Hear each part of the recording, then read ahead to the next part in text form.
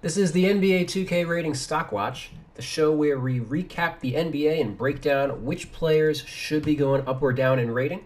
I'm your host, the Real 2K Insider. It's October 23rd, 2021, day 5 of the NBA season. We have 8 games to get through, so let's get to it. The Cavs upset the Hawks 101-95. Cavs were on a back-to-back and are a lesser talented team than the Hawks, so a little bit, they had to take the hard road to get their first win of the year. Evan Mobley, he was fantastic with 17 points, 11 rebounds, and 4 blocks. Through his first 3 games, he's averaging 16 points, 8 rebounds, 2 blocks per game, and shooting 56% from the field. He's currently my pick for Rookie of the Year, and his stock is way up. He's playing really good basketball, a lot better than Lauri Markkanen. And Markkanen should also be listed as a small forward rather than a power forward now, as he's been starting at the 3 for not the greatest of reasons, really, because they built their roster not well. But Mobley should be going up. And Ricky Rubio, he started for Darius Garland in this one. Garland's missed the last 2 games with injury, and he's been playing very well. He recorded 23, 6, and 8, shot 9 of 15 from the field, 3 of 7 on threes. And he outplayed Trae Young in this game. He's shooting 45% on threes in 3 games, 9 of 20. Last season, he was 31% on threes with 66 makes in 68 games. So right now, he's got 9 makes in 3 games, which is by far his best rate of his career. His career high is 36% in 2019 and 96 makes in 2018. And the knock on Rubio has always been shooting.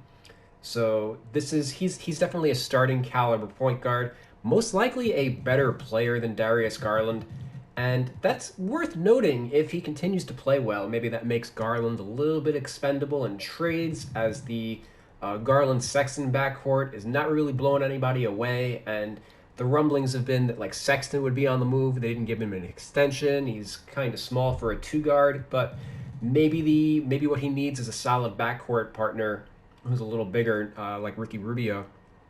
And Sexton's also been playing well next to Rubio, so that's a situation worth keeping an eye on. Lauri Markkanen, who we mentioned before, he is ice cold. Drop his rating, please. 12 points, 8 rebounds, 3 of 15 from the field. He's 12 of 40 from the field on the year, which is 30%, and 5 of 18 on threes, 28%. Just not really getting it done right now. What is his 3-point rating? 81. Yeah, no. Close 89 is probably going to go down too. Really disappointing start to his year in Cleveland.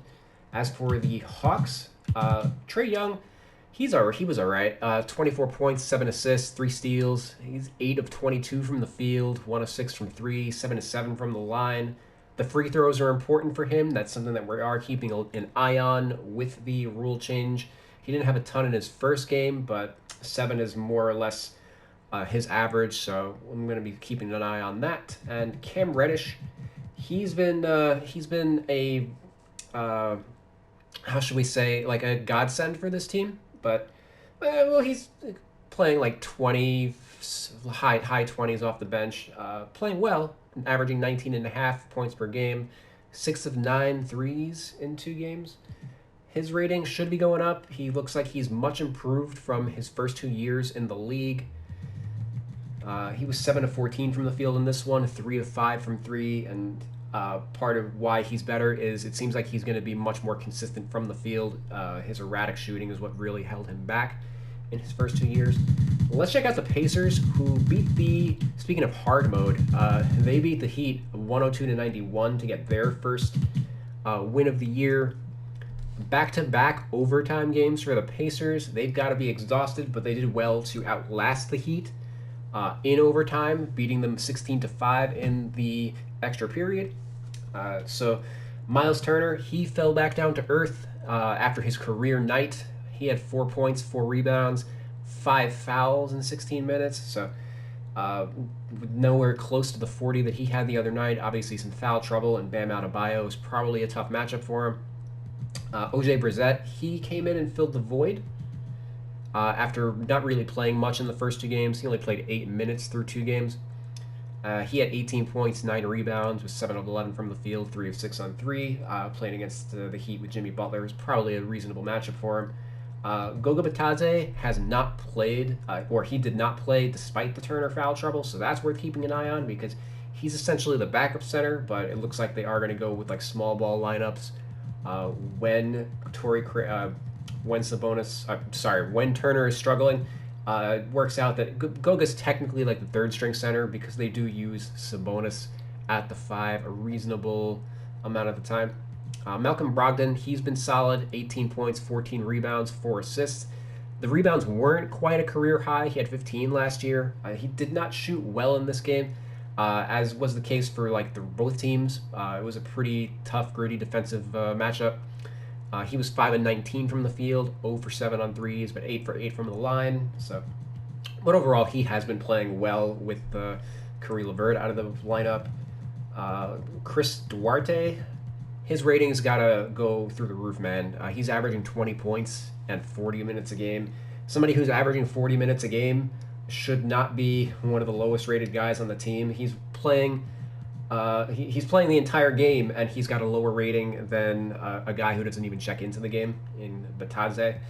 So, yeah. Well, on that note, Justin Holiday's also got to go higher. Like the ratings in general for the 3 and D guys are way too low this year. I think they adjusted the formula or something, but it feels like to me that all of the 2 guards are coming in like 1 to 2 points too low overall wise. So I added a Duarte in my roster yesterday.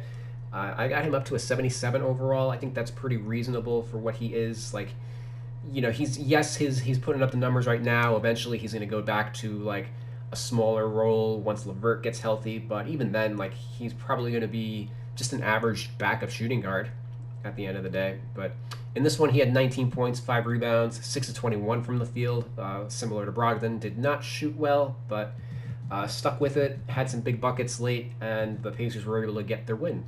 Sabonis, pretty standard game for him, 17, 12, and 4. He had 4 steals. Jeremy Lamb was solid. He had 12 points, 4 threes. Where is he? Yeah, so his rating is fine. Duarte's pretty much been ahead of him in the rotation and for the most part outplaying him. So certainly I would use Lamb as a barometer for where Duarte's rating should be. And let's check out the Heat, who fell to 1-1. They did not have Kyle Lowry in this game. He's day-to-day. Probably going to miss this one game, but the Heat really missed him. They only had 18 assists to 22 turnovers, so they really didn't have they don't have a capable backup behind him, as Victor Oladipo's been out, where he's going to miss most of the year. Gabe Vincent is essentially the backup point guard, and he's really third string quality. He's not a second string quality guy. He started and played 25 minutes in this one, but he had 2 points, 3 rebounds, 3 assists. The Heat really miss Goran Dragic right now. I'd personally take a flyer on Chris Dunn or something, as they do have a roster spot open. Not that Dunn is a great scorer or anything, but certainly he'd be better at running the offense, I think. And he's obviously a tough defensive player, would seem to fit right in with Heat culture. Tyler Hero's been doing most of the playmaking in the second unit, but he had 0 assists in this game. He did drop 30 points and 10 rebounds, so his stock is way up. His ratings got to go up. He's looking like he's pushing for 6th man of the year. But he took 28 shots in this game and had 0 assists. That's the only quibble that I really have with him, like especially with Lowry out. They really could have used more playmaking from him, but obviously overall he's just still playing great. He's probably the best half-court scorer on the team. Jimmy Butler's okay, but not a great shooter. He had 19, 6, and 6 with 3 steals, with 7 to 22 from the field. He did hit a 3, but that's something that he's not one of his strengths, certainly. And Bam Adebayo, 17, 16, and 3. Pretty standard performances from them, and Hero had a big night, but they didn't get much else from the rest of the team, and the Pacers were able to outlast them. Let's go to the Mavericks, who got their first win of the year against the Raptors, 103-95. Luka was Luka with 27 points, 9 rebounds, and 12 assists. Was 11 to 24 from the field. Only 3 of 5 from the line. Again, I'm going to be keeping track of his free throws for much of the early part of the year. Luke, where is he? Oh, hold on, I changed the sorting. Okay, there we go. Christeth Porzingis, he had 18 points, 10 rebounds, 4 blocks. Looked like the unicorn in this one. He had a logo 3 for what it's worth, and they need they need him to put up some double doubles. They need a legit second star next to Luka, and he looked that part tonight. Tim Hardaway Jr. also chipped in as like a third star for the team. 25 points, hit 7 threes, and the Raptors just really couldn't match the star power of Luka. They continue to defend well, but again, they are going to struggle to score on a lot of nights. Fred VanVleet, he had 20 points, 5 rebounds, 5 assists. OG Anunoby, he had been struggling with his shot in the first 2 games, but he was a lot better in this one. 23 points, 9 of 15 from the field, hit 5 threes. And Scotty Barnes, he's basically been right there with Evan Mobley as the top rookie in the league. His ratings got to go way up. He had 17 and 8. He's averaging 18 points and 10 rebounds in 3 games. And Precious Achiuwa has also been solid. He's been the starting center and he's outplaying Khem Birch, so certainly his ratings got to go up. These have got to be inverted at the very least. He had another double-double with 10 points and 12 rebounds. Gary Trent, he started again. The move for moving him to the starting lineup for Dragic seems permanent, so I'd probably also like to see their overall ratings be inverted. And worth noting that Malachi Flynn was a DNP once again with Dragic moving to the bench. So Dragic definitely playing point guard off the bench. But Fred VanVleet, that means that he is the starting point guard of the team. If you were going to start Dragic and VanVleet, you can make a case for VanVleet being the 2 guard. But right now, very clearly, VanVleet is the 1 in the starting unit. Let's check out the Bulls, who are now 3-0. They dispatched a short-handed Pistons team pretty easily, 97-82. Vooch had his best game of the year, 15, 19, and 3, 2 steals, 3 blocks. The defensive stats are kind of out of nowhere for him. Bulls have got to be pretty pleased with that. DeMar DeRozan, he had his best game, 21, 6, and 6. And Levine cooled off a little bit with 14, 4, and 5, but obviously they didn't need him to, given that their big 3 was just clicking on all cylinders otherwise for the most part. And it's a big 4, because Lonzo Ball, he's been really good. 13 points, 4 rebounds, only 1 assist, but he had 3 steals and 4 blocks. The 4 blocks tie his career high. At 4 blocks from your point guard is nuts. He's averaging 2 blocks per game. Again, he's a point guard. He might push for the all-defensive team. And Alex Caruso, he's also been solid. He's looked really good as the backup point guard. 12 points, 4 assists, 5 steals, 3 of 4 from the field, 2 for 2 from 3, 4 for 4 from the line. The Lakers, maybe should have given him the money because he's been a better option than some other bigger name point guards. I'm just going to throw that out there. But checking out the Pistons, they're without Kade Cunningham at the moment. There's not really a ton to talk about until he makes his debut because they just don't have the offensive firepower without him. They were 5 of 28 from 3 in this game and had 14 assists to 20 turnovers. Sadiq Bey had a solid game with 20 points and a career-high 16 rebounds, but they didn't get really anything else. Jeremy Grant had 9 points on 4 of 13 shooting, and Killian Hayes, honestly, he's not a legit starting point guard.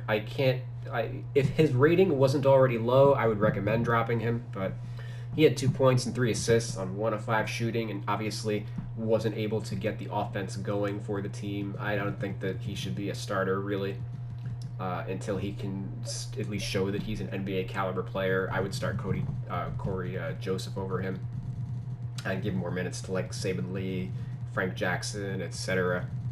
in the interim, but the Pistons, they desperately need Kade Cunningham.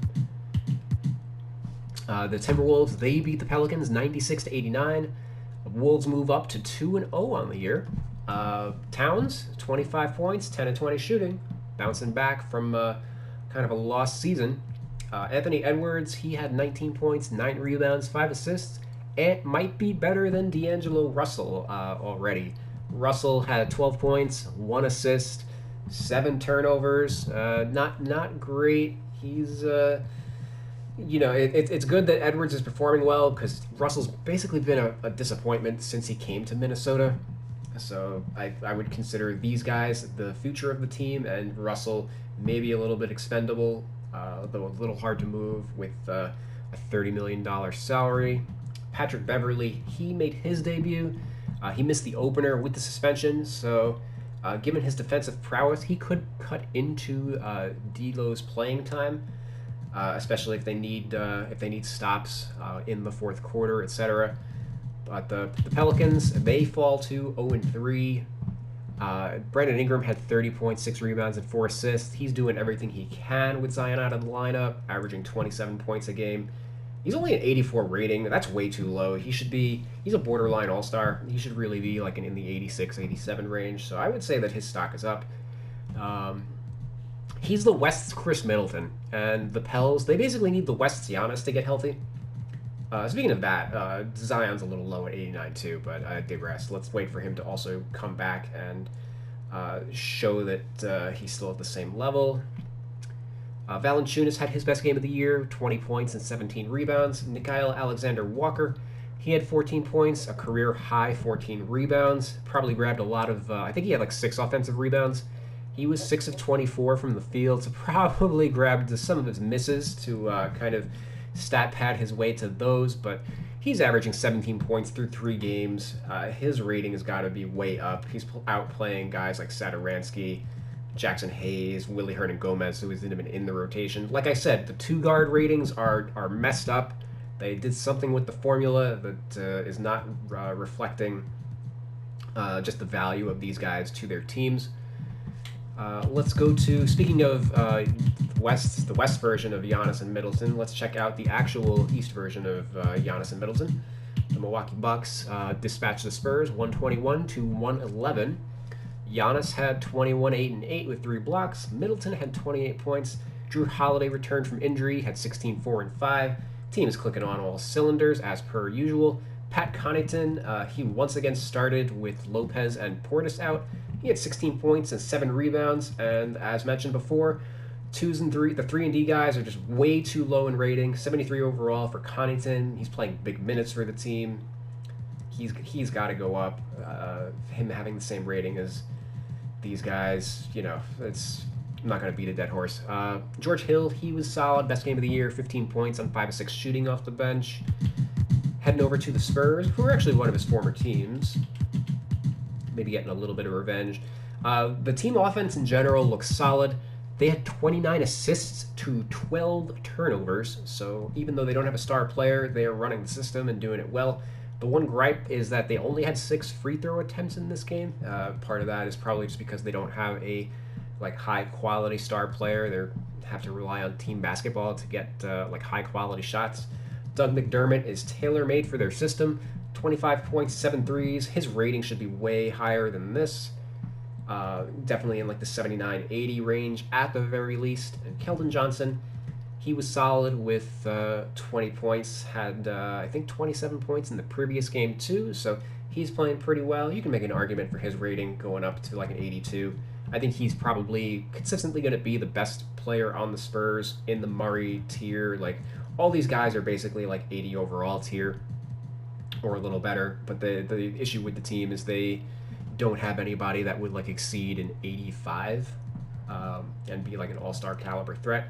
Thad Young, he did not play again. I've been saying this for a while, but his rating has got to drop as he's not close to the third. He's not the number 3 guy on this team. Guys like Pirtle, pretty much all the guys who are in the rotation are they're at this level, but that is not in the rotation. So just drop his intangibles until he gets traded or something, because it's gonna mess up the rotations for the team in the game until that happens. Let's check out the Blazers, who blew out the Suns 134-109. Got their first win of the year. The Suns were on a back-to-back.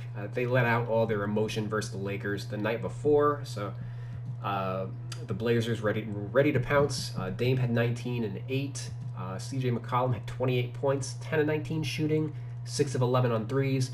On the year, averaging 31 points per game, 56% from the field, 55% from 3, 12 threes in 2 games. So his rating probably a bit low when you consider the year that he had last year. He was basically on par with the other All-Star shooting guards. Probably would have made the All-Star team if he didn't suffer an injury prior to the break. So I'd say his ratings got to go way up. He's been the best Blazer so far through the 2 games. And Anthony Simons, he's been pretty solid. Chauncey Billups, not Hall. I don't think he's not in the Hall of Fame yet, but I think he's got a solid case for it. He's the coach of the team and was a pretty solid point guard. It makes sense that all of the guards on the team are playing well right now. He had 18 points in 24 minutes, and they've been focused on improving his playmaking. Previously, last year, CJ was the backup point guard with Simons coming in as a 2, but this year Simons is playing the 1 behind Lillard rather than CJ. The Suns, they were all right. Booker had 21 points. Paul was quiet with 4 points and 11 assists. He's prone to games like that. Cam Payne was day-to-day. He's nursing a hamstring injury, I believe. So we had an Elfrid Payton sighting with 14 points, 4 rebounds, 6 assists. Last year he was a starter. Now he's a third string. Clearly he can still play. He's a great luxury for the team.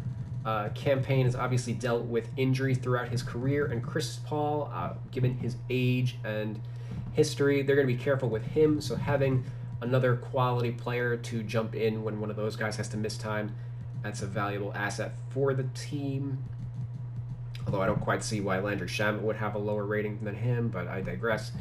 And let's finish off with the last game. The Grizzlies beat the Clippers 120 to 114. The Grizzlies moved to 2-0 on the year. Ja Morant, he's been incredible so far. 28 points, 8 assists. The whole team, I'm recommending that their ratings just go up. They're playing awesome. Ja Morant's looking like he's going to be an all-star this year. D'Anthony Melton, again, the 2 guards are just way too low in rating. 75, 22 points, 7 rebounds for him tonight. Shoot his rating up. Steven Adams, he's been a really great fit with the Grizzlies, as Ja Morant has got some similarity to Russell Westbrook. So Adams is back to his usual self with the OKC Thunder. Didn't really fit next to Zion in New Orleans last year. He had 17 points, 9 rebounds, and 5 assists. Again, he's got a great connection with Morant on like backdoors and stuff like that, transition, etc. And Jaren Jackson Jr. bouncing back from, he missed most of last year with injury and wasn't particularly healthy.